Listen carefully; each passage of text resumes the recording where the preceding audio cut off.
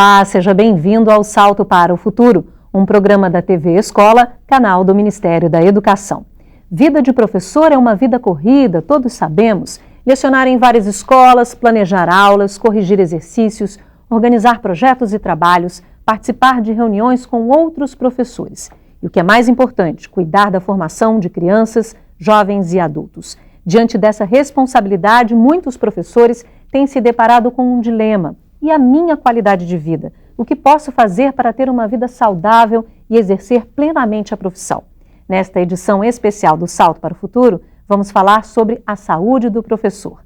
Vamos mostrar com exclusividade imagens do documentário Saúde do Professor, produzido pela TV Escola. Para falar sobre esse tema, convidamos a professora da Unirio, Helena Rego Monteiro, que também é do Conselho de Psicologia do Rio de Janeiro e consultora desse especial. A professora da Rede Municipal do Rio de Janeiro, Fernanda Monteiro, e a professora das redes Municipal e Estadual de Educação do Rio de Janeiro, Lândia Tavares, que também é diretora da Secretaria de Saúde do Sindicato Estadual dos Profissionais da Educação do Rio de Janeiro. Você também pode participar do Salto, é só ligar para 0800 216689.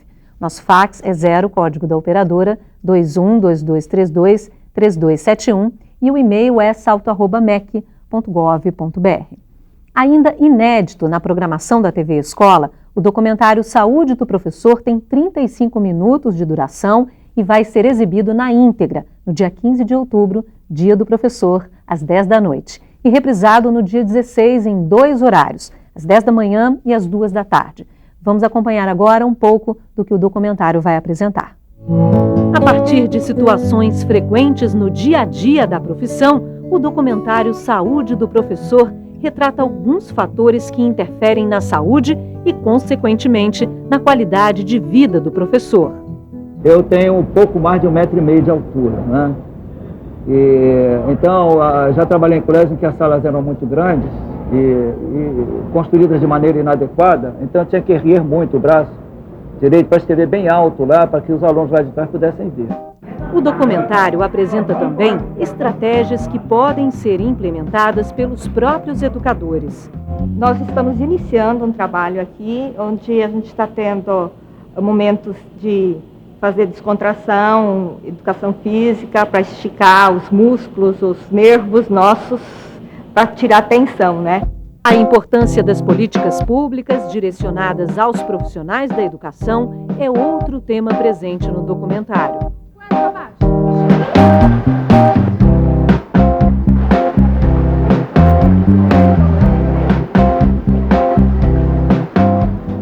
A relação entre alunos e professores também foi alvo das lentes da equipe, que documentou alguns conflitos nas salas de aula e seus reflexos na prática pedagógica.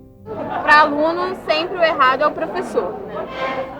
Então acontece isso, um aluno vai explicando a discussão para outro, aí o outro vai tomando as dores e o outro, aí junta todo mundo contra um professor.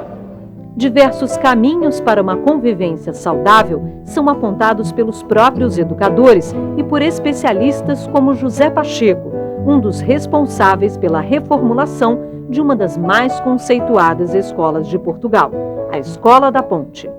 Os professores, na sua formação, foram sempre sujeitos a um processo de despersonalização, de homogeneização, de solidão.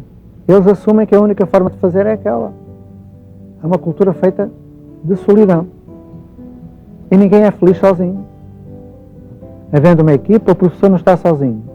Não estando sozinho, assume perante os alunos uma posição muito mais forte, muito mais segura. O maior aliado de um professor é o outro professor.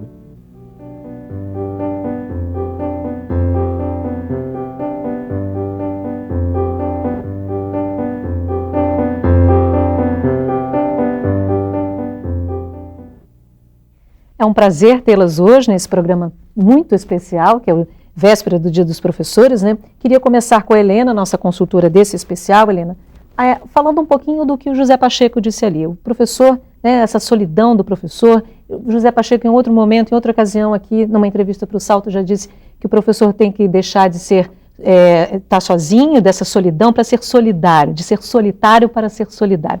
O professor, de fato, vive nesse isolado, nesse isolamento?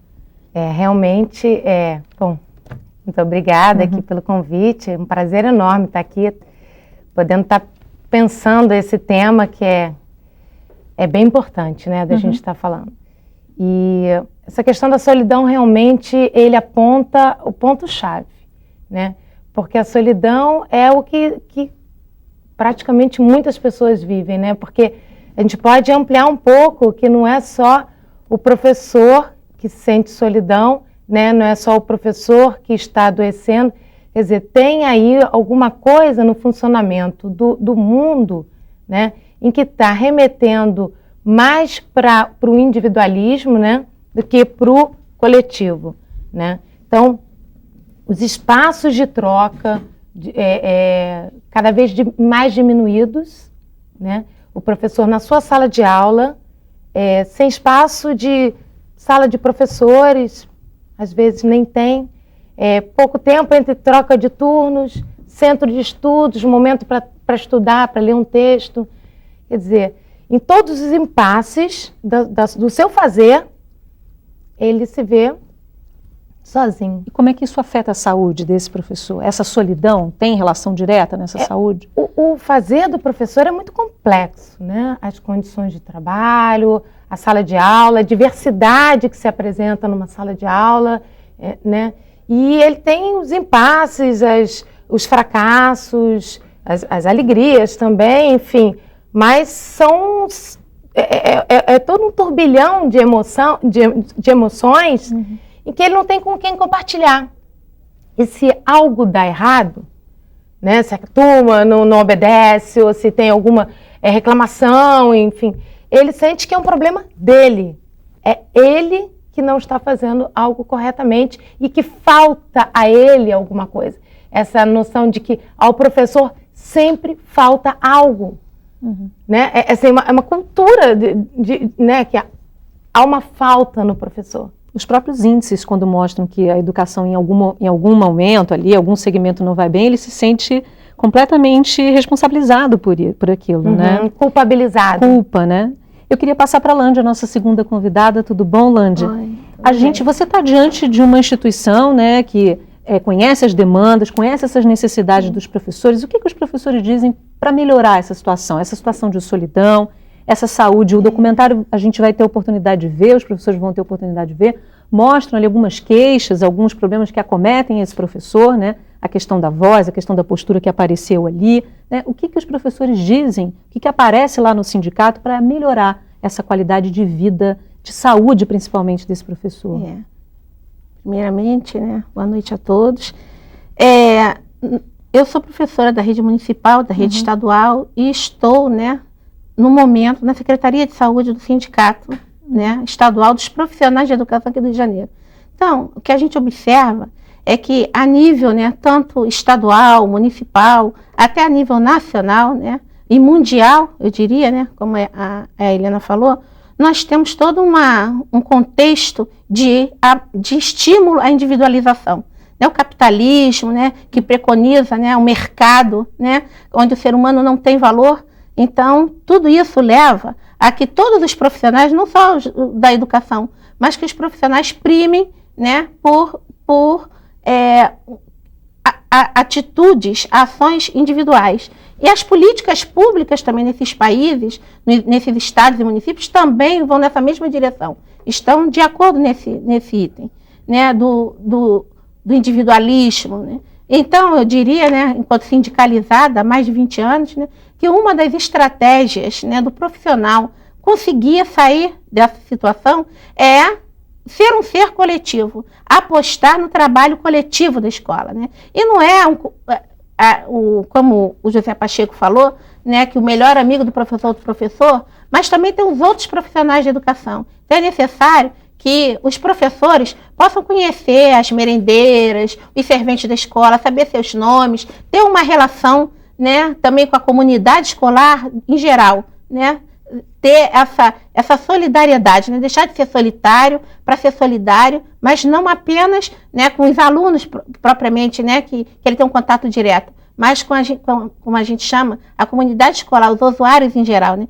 Então, sindicalizar, né, participar das lutas coletivas da categoria é uma estratégia de defesa desse adoecimento. Como você mesma disse, é um grupo que se chama comunidade escolar, então tem que contar com todas essas pessoas de fato. Inclusive né? Os responsáveis, os alunos também, né, conseguir, né? A comunidade, os pais, isso, né? trazer a sociedade, fazer essa discussão com a sociedade. Tá certo. Nossa terceira convidada, Fernanda Monteiro. Muito obrigada, Fernanda, por você estar aqui hoje. Queria conversar com você um pouquinho sobre a sua formação, né? Você é formada há quanto tempo? Há 10 anos. Atua já há 10 anos Já. na educação? Isso. Com crianças de que segmento? Normalmente educação infantil e ensino fundamental também. Uhum. Como é que você vê a sua profissão, Fernando? Como é que você vê essas questões que já foram apresentadas aqui? Você vivencia isso no seu ambiente escolar, um pouco assim, esse momento de solidão, e você pode compartilhar, você tem a oportunidade de compartilhar com seus pares, como é que é lá? Primeiramente queria agradecer também, e esse espaço do coletivo, ele na verdade ele é uma consequência de condições gerais que a gente vive hoje, né?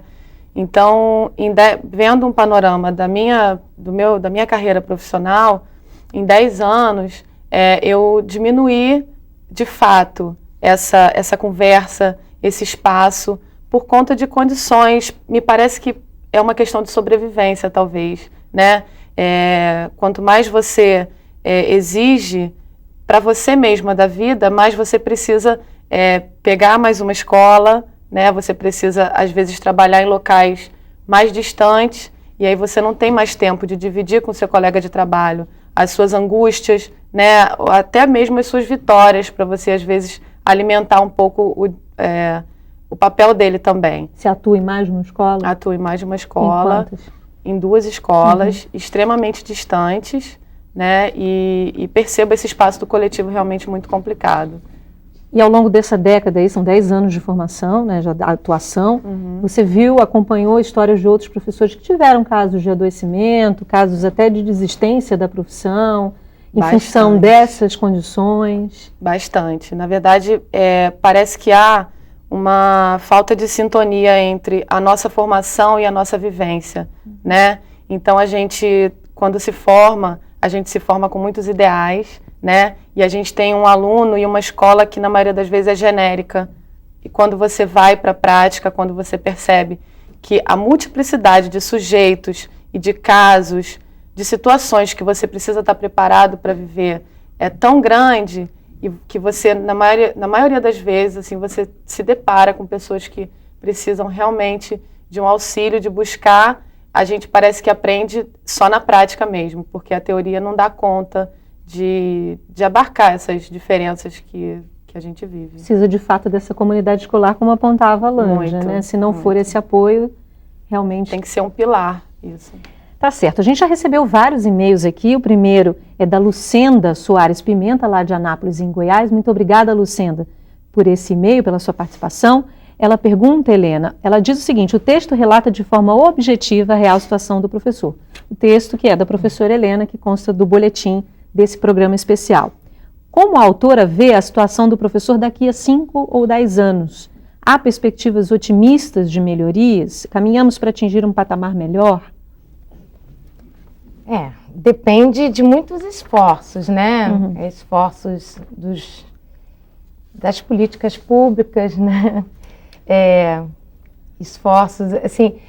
a gente tem trabalhado lá no Conselho Regional de Psicologia, tem trabalhado com a rede de professores, né?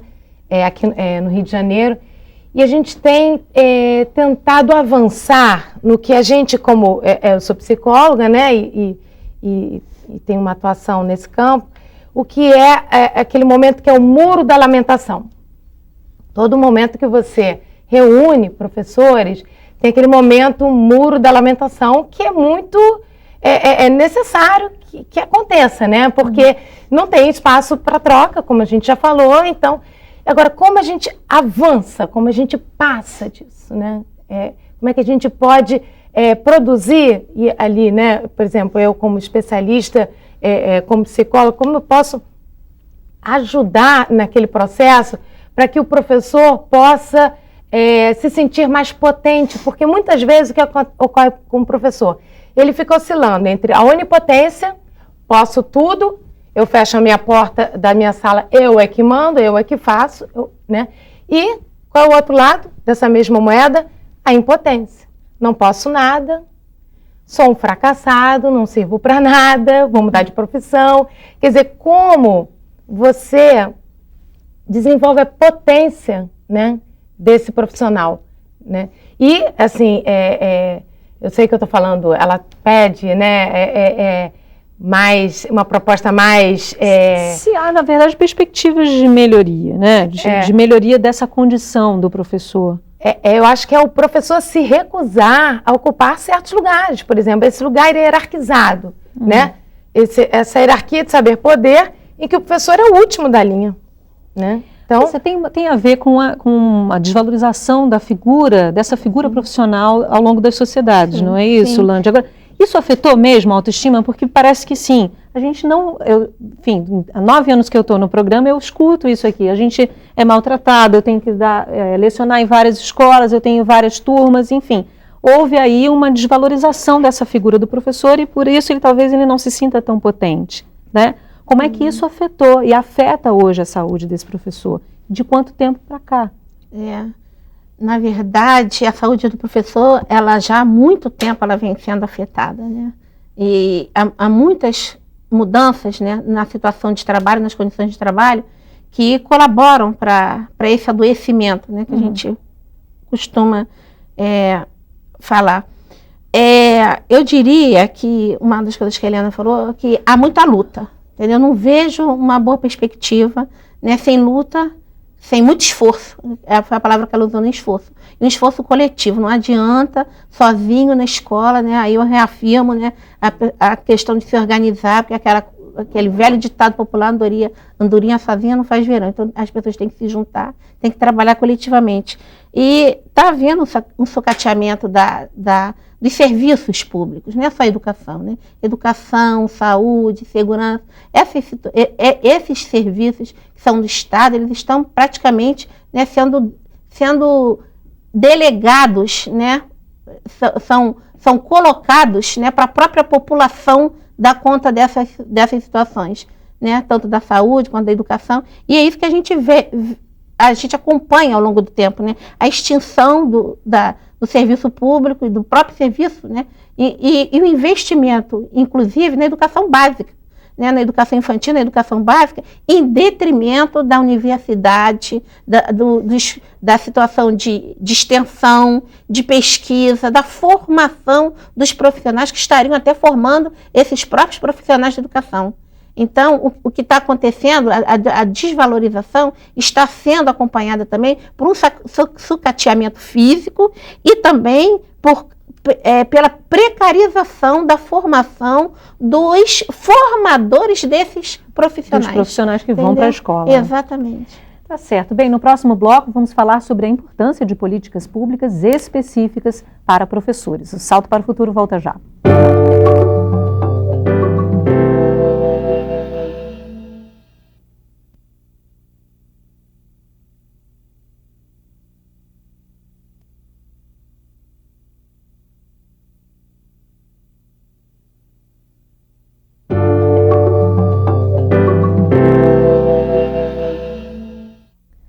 Como vimos no primeiro bloco do programa, os professores podem, no dia a dia da profissão, implementar medidas capazes de interferir no cotidiano escolar e na saúde. Entretanto, é preciso que existam políticas públicas voltadas para uma melhor qualidade de vida profissional. Esse tema foi alvo do documentário Saúde do Professor. Acompanhe agora um trecho que aborda esse assunto. Todo professor deveria, já quando ele se propõe a ser professor, ter um acompanhamento com a fonoaudióloga.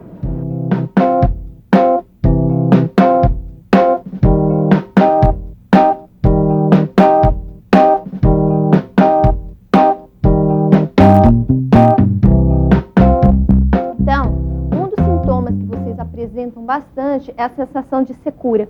Vocês vão começando a falar durante a aula, às vezes até já no começo do período mesmo, e uma sensação que secou a garganta. A gente resolveu unir, né, psicologia com a fonoaudiologia e a gente fez o projeto que hoje é um programa, né? Então minha participação nesse programa é o seguinte: A Kátia, ao longo dos atendimentos dela, ela foi observando que muitas vezes o problema de voz tinha um fundo emocional. Nós temos uma experiência bastante importante para nós, né, que o ano passado uma paciente minha me disse que a diretora iria comprar um microfone, né, para que ela utilizasse na sala de aula. Quando pela segunda vez eu falei que eu estava novamente, que ela tinha pedido que podia ser caso novamente cirurgia, ela reuniu o conselho e pediu para que comprasse um microfone, como a Fono tinha indicado. Isso foi bastante positivo, porque conscientizar e sensibilizar gestor, né, é muito difícil, né, e isso está ocorrendo aqui. Se havia pouca consciência no início, hoje existe muita consciência dos gestores. E isso é importante, porque a gente não faz nada se não houver uma conscientização dos gestores. Porque eu posso ter disponibilidade interna para fazer, você pode, mas se o gestor não tiver, você não consegue fazer. Então, o que nós vimos de interessante hoje nessa dinâmica? A questão da comunicação, né? Ela é tão importante no relacionamento que quando a gente se comunica de maneira eficaz, de maneira eficiente, o relacionamento com o outro flui. Então, através dessa parceria com a saúde, envolvendo a questão da participação da fonoaudiologia, junto com a psicologia, nós conseguimos aí trazer para a educação esse apoio, junto com a nossa rede municipal de professores e funcionários de modo geral. Se o profissional sair da sala de aula, né, o caso que já foi detectada a patologia, ou precisa de atendimento psicológico ou fonoaudiológico, não perde a assiduidade, muito pelo contrário, todo esse tratamento acontece no horário de trabalho, né, com a dispensa da sala de aula, onde o diretor, a equipe diretiva de cada unidade, tem sim a responsabilidade de, nesse horário vago, né, colocar um substituto nessa sala, seja um estagiário, seja um professor auxiliar, para que o professor efetivo possa realizar esse acompanhamento específico junto ao setor, seja de fonoaudiologia ou de psicologia. O programa de voz me ajudou a mudar mesmo a maneira de encarar a sala de aula. Uma maneira mais segura, uma maneira mais equilibrada de estar na sala de aula. Foi muito gratificante, porque até então eu não sabia utilizar a minha voz, né? Não sabia dos cuidados que eu tinha que ter com a minha voz, do que eu poderia fazer ou não com ela. Por eu falar muito alto, eu acho que a classe ficava mais agitada, né? E corrigindo isso, sabendo que eu tenho que falar mais baixo, tenho que manter um tom de voz adequado, a classe fica mais tranquila.